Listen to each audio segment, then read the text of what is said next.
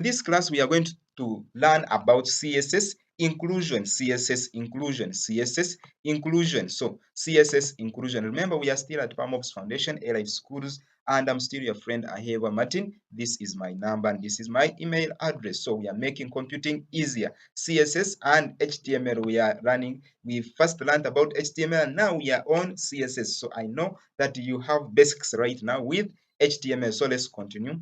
Let's continue with CSS inclusion. What is CSS inclusion? We are saying that there are 4 ways to associate styles with your HTML document.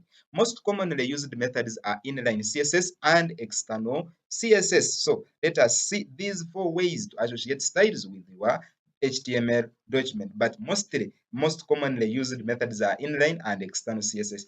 Inline are this one, the what we are doing actually, this one. The inline, you are just having your code and you are just coding it in your direct in your HTML file. But now external is when you have a certain style.css file somewhere and you are coding it to have effects or to have changes in this work you have created in your HTML. So let us see them here in details. So now we are having embedded CSS, the style element. So you can put your CSS rules into sorry for that. You can put your CSS rules into an HTML document using the style element. This tag is placed inside the head tags. Rules defined using this syntax will be applied to all the elements available in the document. Here is the generic syntax. So embedded CSS, meaning that you can create your head as how you're seeing it here. Inside the head here, then you put your styles and the style rules. So you put your style at the same time you define your style rules. Those are the colors as how you have been seeing me doing it here, as how you have been seeing those. If you have been following from the previous videos I've uploaded, so we have been doing it through here. So this is embedding it here. We are having it here and the rules are here. So we want it, the heading 1, to have these conditions applied to it. So this is it. So this is embedding. So let's continue and see it here. So they are saying that inside the head tags, you apply the styles and the style rules. So this is it here. So we are having style type equals text stroke CSS. At the same time, the media. So this is about the screen and the functionality of the CSS and the responsiveness of it on different devices. So let's continue and see attributes of this. So the attributes, these ones, we want to see them in details. So let's continue and see them in details. So we are having that attributes associated with style elements are we are having type. This type, as how we saw it there. What does it mean? Type stroke text value. It is text stroke CSS. So description specifies the style sheet language as a content type, that is meme type. This is a required attribute. It is required because if you can't run this link, this style without this. Here we are specifying the style sheet language. So now let us have another one. Another attribute is media. So media, we have screen, TTY, so TTY, then TV, projections, handheld, print, brailles, etc. Then specify the device, the document will specifies the device the document will be displayed on. Default value is or. This is an optional attribute. You can choose to leave it out or you can choose to stay with it. So let's continue. Then we are having euro all. These ones, what you have seen here. These ones you have seen here. These ones. So others which are here. So euro all. So let's continue and see. Let's continue and see an example. The following is an example of an embedded CSS based on the above syntax. So let's see it. So it is here. I think you can see style, type text CSS, then media, or the devices. Then we are having our HTML element here, and we are having its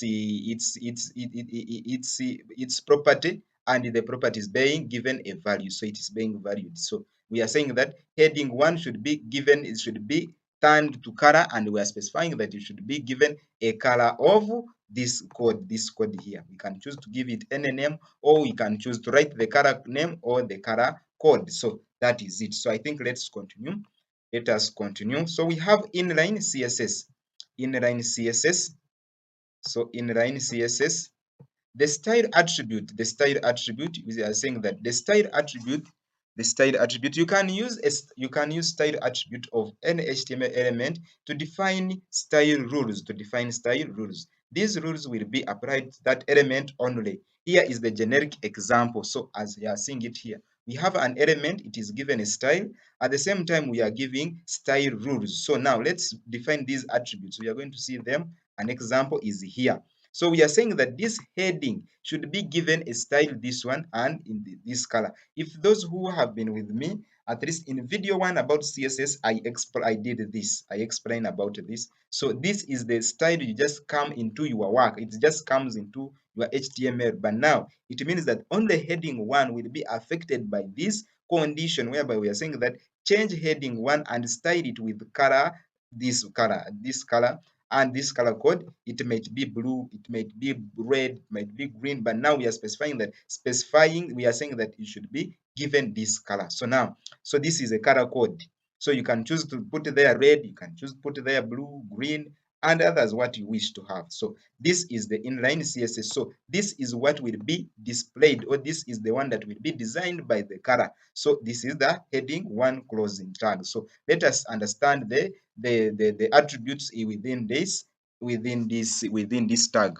So we are saying that within this tag or the thing here. So you're saying that attribute style, then value of this attribute is of this style rules. So we are having it here. The style attribute, this is the attribute, then we are giving it a value. For example, here this is our HTML tag, but now it is given a style, and the style is the attribute of the heading 1. Then we are saying that we are valuing this style, the style rules. We are saying that it should be in color. This color, we are giving it color property, then valued with the color that we want it to have. So we are saying that we are describing this, that the value of the style attribute is a combination of the style declarations separated by semicolon. So this is the semicolon they are telling you, that the value starts from here and it is separated by a semicolon to say that it is ended here, it is ending from here. So let's continue and see the next. So it will produce the following results. So let me copy it. If I copy it and I bring it here, we want to see, will it produce something of this sort? So let us go to our code here, and I highlight this, I paste it there, and I remove this one, the embedded one. So we see the inline. So now this is it. So let me reload here. This is inline CSS. So I think we have seen it. So this is inline CSS. So I have been telling you that the color code, you can change it and you can choose, put there another color. So for example, I have used red. You have seen it, what it does. Thank you for watching.